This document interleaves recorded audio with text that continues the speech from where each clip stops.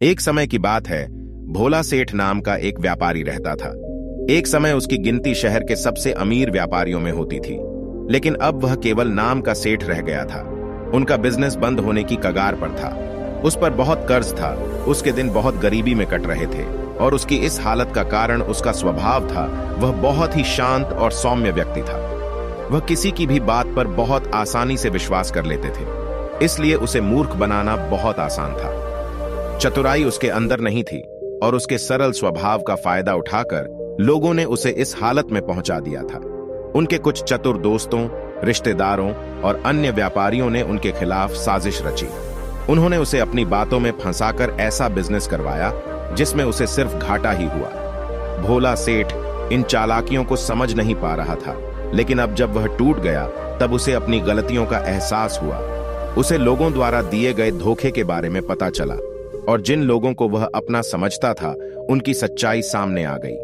भोला सेठ अब दिन भर धोखे और अपनी हालत के बारे में सोचता रहा और खुद को कोसता रहा, जिसके कारण अब उसके दिन बहुत तनाव और उदासी में बीत रहे थे। उसकी पत्नी से अक्सर झगड़े होते रहते थे। उसके घर पर कर्ज मांगने वालों की भीड़ रोज आती रहती थी। वह खुद को लोगों से छुपाता था। एक दिन अपनी हालत से परेशान होकर उसने आत्महत्या करने का फैसला किया और वह आत्महत्या करने के लिए एक पहाड़ी की ओर चल पड़ा। लेकिन रास्ते में उसे एक महात्मा का आश्रम दिखाई दिया। आश्रम में बहुत शांति और सुकून था। सेठ ने देखा कि महात्मा के सामने कुछ लोग बैठे हैं और उनसे अपनी समस्याओं का समाधान पूछ रहे हैं। यह देखकर सेठ को भी जिज्ञासा हुई। उसने आश्रम से बाहर आ रहे एक व्यक्ति को रोका और महात्मा जी के बारे में पूछा। व्यक्ति ने व्यापारी से कहा कि वह महात्मा आसपास के सभी कस्बों और गांवों में अपनी बुद्धि के लिए बहुत प्रसिद्ध है। वह लोगों की बड़ी बड़ी समस्याओं को अपनी बुद्धि से आसानी से सुलझा देता है। यह लोगों के मन की बात जानने और उनके झूठ को पकड़ने में माहिर है, क्योंकि इसने मानव स्वभाव के बारे में गहराई से अध्ययन किया है और इसे समझने में महारत हासिल कर ली है। यह किसी को भी अपनी बात पर सहमत करने के लिए चुटकुलों का खेल है, इसीलिए उन्हें चतुर संत कहा जाता है। यदि आपको कोई समस्या हो तो आप उनसे समाधान पूछ सकते हैं। यह कहकर वह व्यक्ति चला गया। इसके बाद वह व्यापारी चुपचाप महात्मा की भीड़ के पीछे बैठ गया और अपनी बारी का इंतजार करने लगा। शाम को सारी भीड़ चली गई। सेठ की बारी थी। उसने महात्मा को प्रणाम किया और दुखी मन से अपनी सारी घटना बताई। महात्मा ने सेठ की बात बहुत ध्यान से सुनी और फिर शांत स्वर में उत्तर दिया, इंसान को इतना भोला नहीं होना चाहिए कि हर किसी की बातों पर विश्वास कर ले और जो दूसरे लोग कहें वही करना शुरू कर दें। व्यक्ति के अंदर थोड़ी सी समझ और चतुराई का होना बहुत जरूरी है।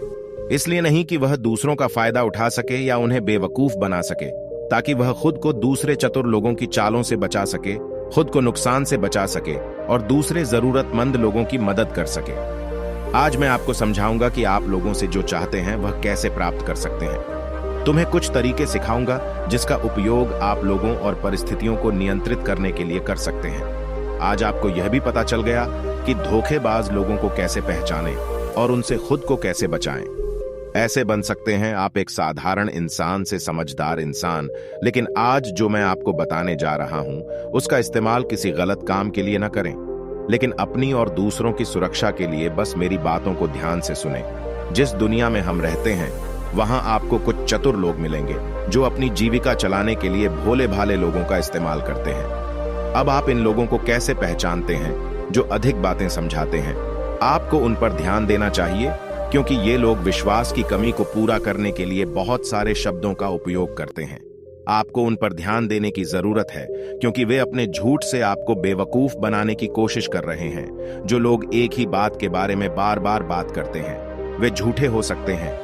ऐसे लोग कई उदाहरण और जानकारी देते हैं ताकि आप उनकी बातों पर भरोसा कर सकें। जिस व्यक्ति से आप बात कर रहे हैं उसे जानने का असली तरीका यह है कि आप जो भी कहते हैं उसे दोबारा सुनें। जिस तरह से वह अपनी कहानी बताता है उससे आपको पता चल जाएगा कि वह सही है या नहीं। जब आप उसे दोबारा सुने तो उस पर ध्यान दें, दोनों बार एक ही कहानी या नहीं। दूसरी बात, यदि आप किसी ऐसे व्यक्ति को जानते हैं जो दूसरों से झूठ बोलता है तो कभी भी उस पर भरोसा न करें, क्योंकि जो व्यक्ति दूसरों से झूठ बोलता है वह निश्चित रूप से आपसे भी झूठ बोलेगा। साथ ही आपको ऐसे लोगों से सावधान रहना चाहिए जो दावा करते हैं कि उनके पास पहले बहुत पैसा था जो अब डूब गया है, जिससे पता चलता है कि आप जिससे बात कर रहे हैं वह झूठ बोल रहा है। हाँ, ऐसा हो सकता है कि एक बार उसके पास बहुत पैसा था लेकिन अब वह दिवालिया हो गया है। बुद्धिमानी इसी में है कि ऐसे व्यक्ति को कभी भी पैसों से समझौता नहीं करना चाहिए। जो व्यक्ति खुद पैसों को संभालने में कमजोर हो, उस व्यक्ति से सलाह लेना बुद्धिमानी नहीं है।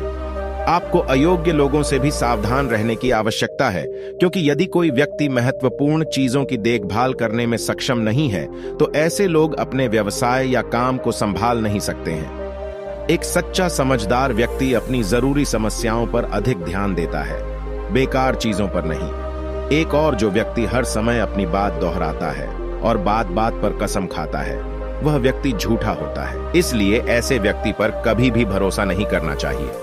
दूसरी बात, अगर आप सोचते हैं कि किसी व्यक्ति के साथ अच्छा व्यवहार करें तो आपको हमेशा अपनी इच्छा के अनुरूप परिणाम मिलेगा, तो आप गलत हैं।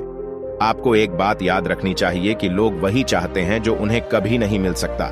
इसलिए यदि आप ऐसा चाहते हैं किसी भी काम को पूरा करने के लिए, आप उसे बार बार आश्वस्त करें कि आप उसे वह हासिल कर सकते हैं जो वह खुद नहीं पा सका। इसे और अधिक प्रभावी बनाने के लिए आपको 2 नियमों पर ध्यान देना होगा। पहली बात, जिस व्यक्ति को आप अपने वश में करना चाहते हैं उसे वह दें जो वह चाहता है, हासिल करें। दूसरा, उस व्यक्ति को तब तक देखें जब वह आपके नियंत्रण में आ जाता है। तो देखिए कितना दुख होता है जब आप उसे वह देना बंद कर देते हैं जो वह चाहता है। जब भी आपको लगता है कि वह आपको हल्के में ले रहा है, इसलिए जो आपने उसे दिया था उसे वापस ले लें। यह बात उस व्यक्ति को एक कमी और खालीपन का एहसास कराएगी, जिससे वह आपकी बात दोबारा सुनने को तैयार हो जाएगा। तीसरी बात, जब कोई व्यक्ति ऐसा व्यवहार करता है जैसे कि वह सब कुछ जानता है, तो निश्चित रूप से आप एक ऐसे व्यक्ति से बात कर रहे हैं जिसमें बुद्धि की कमी है। सच तो यह है कि जो व्यक्ति यह मानता है कि वह कुछ नहीं जानता, वह अंततः सबसे बुद्धिमान होता है और जीतता है। यदि आप अपने आसपास के लोगों और स्थितियों पर नियंत्रण रखना चाहते हैं तो सबसे अच्छा तरीका विनम्र और नम्र होना है। इससे पता चलता है कि आप बाहर के लोगों से झगड़ा नहीं करना चाहते हैं। अपनी शारीरिक भाषा को विनम्र रखें। एक बार जब लोगों को पता चल जाए कि आप बहुत कुछ जानते हैं, आपकी सफलता और विफलता का उपयोग आपके विरुद्ध किया जाएगा।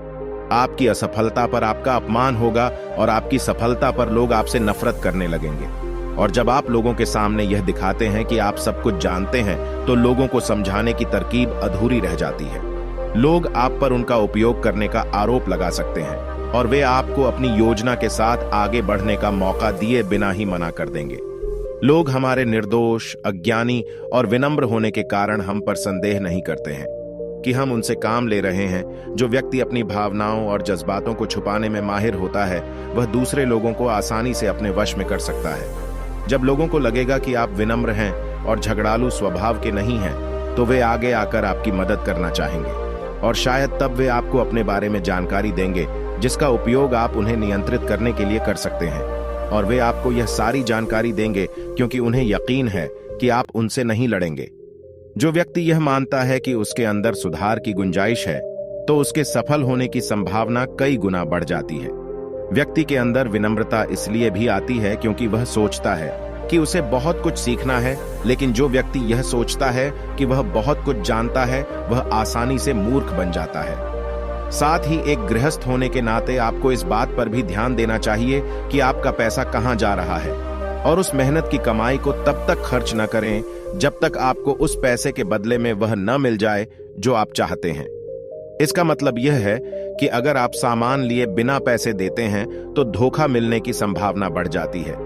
ऐसा भी हो सकता है कि अगर किसी ने आपका पैसा पहले ही ले लिया है तो वह अपना वादा नहीं निभाएगा। इसीलिए सुरक्षित रहने के लिए उस व्यक्ति को पैसे देने से पहले सावधानी बरतें। जो चीज आप उससे पाना चाहते हैं उसे प्राप्त करें। चौथी बात, लोगों को समझाने का सबसे अच्छा तरीका यह जानना है कि आप किसका मन बदल सकते हैं और किसका नहीं। यह 100% सत्य है कि आप किसी के मन को अपने अनुसार तब तक नहीं चला सकते जब तक वह आपको पसंद न करता हो। इसलिए जो लोग आपको पसंद करते हैं और आपका सम्मान भी करते हैं, उन्हें अपने तरीके से चलाने की कोशिश करें, लेकिन सही चीजों के लिए। इस बात का ध्यान रखें, यदि आप किसी ऐसे व्यक्ति के मन में हेरफेर करने का प्रयास करते हैं जो आपको पसंद नहीं करता है, अगर आप मुझे पसंद करते हैं तो आपका सारा समय और धैर्य बर्बाद हो जाएगा। इसके अलावा जब भी आप ऐसे व्यक्ति को बदलने की कोशिश करेंगे तो वह आपसे बहस करेगा। चाहे आप कुछ भी करें, आप कभी भी ऐसे व्यक्ति के मन को नहीं बदल पाएंगे। आपको अपनी बहस शुरू होने से पहले ही प्रयास करना बंद कर देना चाहिए और याद रखना चाहिए कि केवल आप ही उन लोगों को बदल सकते हैं जो आपको पसंद करते हैं और आपका सम्मान करते हैं। इसीलिए यदि आप किसी को बदलना चाहते हैं, पहले इसके साथ अच्छे संबंध स्थापित करें और इससे मित्रता करें। इतना कहकर महात्मा कुछ देर रुके और फिर आगे कहने लगे, अब मैं तुम्हें कुछ ऐसी तरकीबें बताऊंगा जिनका प्रयोग करके चतुर और धोखेबाज लोग दूसरों को मूर्ख बनाते हैं और उनका गलत इस्तेमाल करते हैं।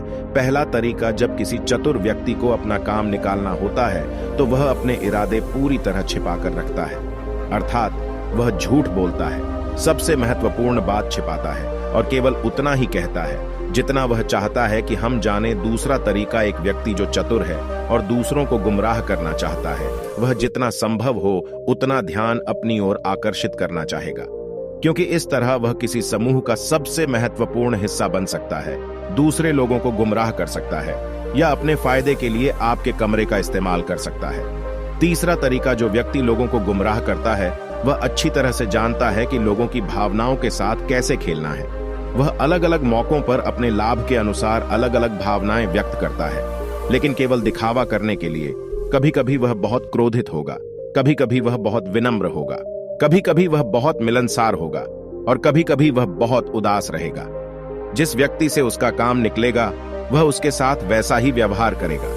चौथा तरीका, धोखेबाज व्यक्ति सिर्फ अपने लिए सभी की सहानुभूति पाने की कोशिश करता है। सभी उसे सबसे गरीब समझते हैं। उसे इस बात से कोई फर्क नहीं पड़ता कि आपकी समस्या कितनी बड़ी है। आपको हमेशा यह महसूस कराएगा कि उसकी समस्या आपसे बड़ी है और वह आपसे ज्यादा परेशानी में है। इसलिए आपको उस पर दया करनी चाहिए और उसकी मदद करनी चाहिए। पांचवा तरीका, एक चतुर व्यक्ति जो आपको नियंत्रित करना चाहता है, उसकी अपनी इच्छा के अनुसार आपको यह सोचने पर मजबूर कर देगा कि वह आपके जीवन का सबसे महत्वपूर्ण व्यक्ति है। आप इसके बिना काम नहीं कर सकते, लेकिन वास्तव में ऐसा नहीं होता है। वह आपको सिर्फ यह आश्वासन देता है कि आप उसके बिना जीवन की कल्पना नहीं कर सकते हैं। इस तरह जितना अधिक आप उन पर निर्भर होते जाते हैं, उतना ही अधिक उनका आप पर नियंत्रण बढ़ता जाता है और वे आपसे अपना काम करवा लेंगे।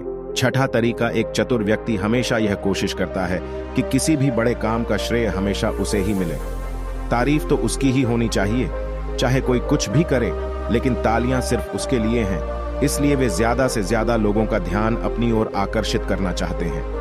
अधिक से अधिक लोगों को अपने साथ जोड़ने के लिए चतुर लोग अक्सर सबसे कठिन काम दूसरों को सौंप देते हैं और आसान काम अपने पास रख लेते हैं, लेकिन सारे काम का श्रेय खुद लेने की कोशिश करें। सातवां तरीका, एक धोखेबाज आपका सबसे अच्छा दोस्त होने का दिखावा करेगा। वह दिखाएगा कि आपका उससे बेहतर दोस्त नहीं हो सकता। इस तरह से आपके सभी रहस्य जानने की कोशिश करेगा और गलत पर समय वह उनका उपयोग आपके खिलाफ करेगा। इसलिए अपने रहस्य बताने से पहले 10 बार सोचें, क्योंकि दुनिया में सबसे खतरनाक चीज एक धोखेबाज दोस्त है।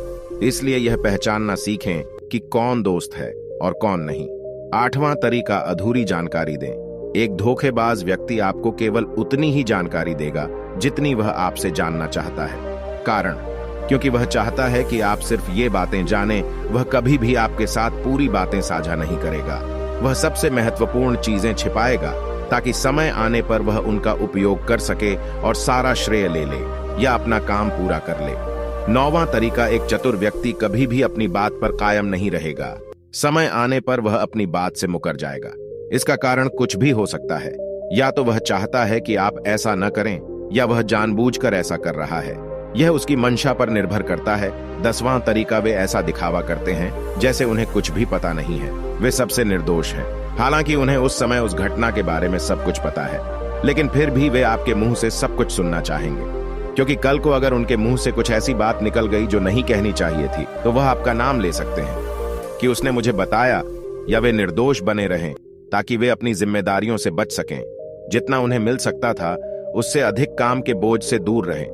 वे जानबूझकर ऐसा करते हैं ताकि कोई उन पर ध्यान न दे और वे महान चीजों से बच सकें।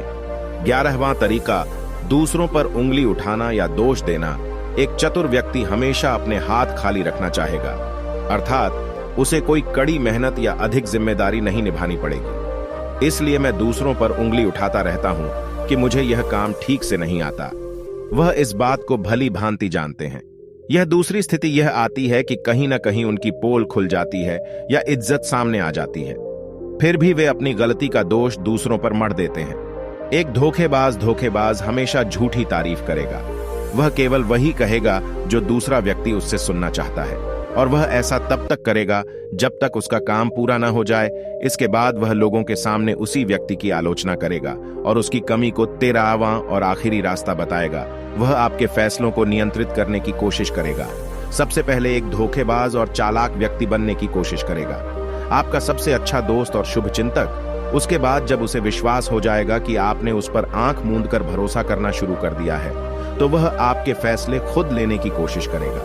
वह आपको यह महसूस कराएगा कि उसने आपके लिए जो फैसले लिए हैं उससे आपको फायदा होगा।